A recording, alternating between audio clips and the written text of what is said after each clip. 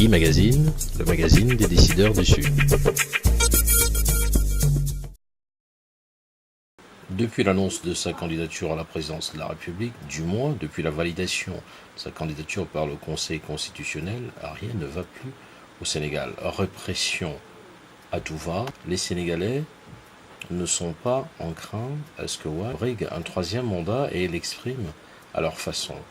La France, à son tour, par le biais de son canal diplomatique, réagit. Le président Wade saura-t-il entendre raison?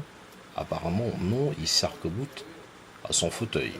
Bien qu'elle ne souhaite s'immiscer dans les affaires internes du Sénégal, la France, partenaire stratégique de ce pays depuis plus de 10 siècles, restera-t-elle muette? Rien ne laisse l'indiquer. Rencontre avec le porte-parole du Quai d'Orsay, Bernard Valero, à ce sujet.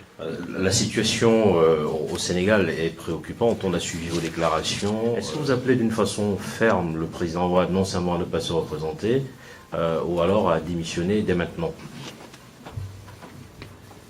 Je vais vous relire très exactement et je ne m'en écarterai pas, parce que je crois que nul autre que lui a l'autorité qu'il faut pour le dire, ce que le ministre a dit devant la représentation nationale il y a de cela un peu plus de 24 heures. Face aux processus électoraux en Afrique, la France a pris une position d'une très grande clarté. Je cite Alain Juppé. Tout d'abord, nous demandons le respect de l'état de droit et des libertés fondamentales. Nous appelons au rejet de toutes les violences, de quelque part qu'elles viennent, et nous ne nous engageons pour aucun candidat, ni d'un côté, ni de l'autre.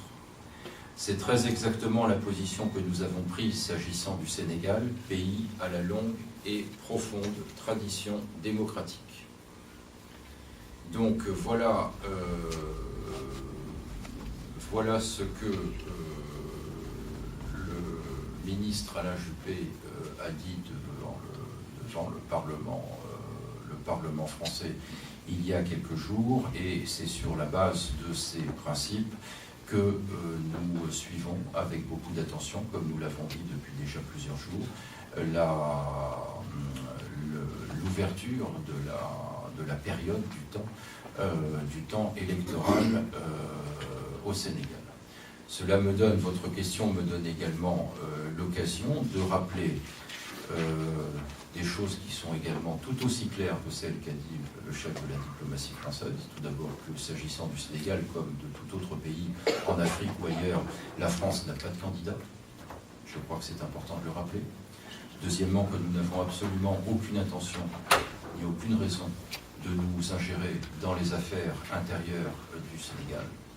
Troisièmement, que le vœu le plus cher que nous formulons, c'est que ce rendez-vous électoral auquel sont appelés les Sénégalais dans quelques semaines soit un véritable succès, un succès pour la démocratie sénégalaise, un succès pour les Sénégalais, un succès pour l'avenir de ce pays.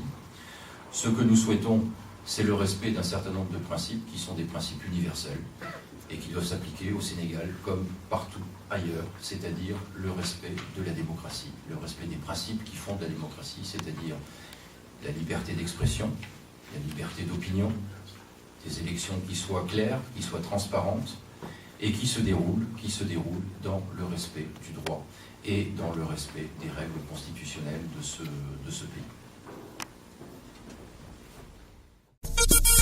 E-Magazine, le magazine des décideurs du Sud.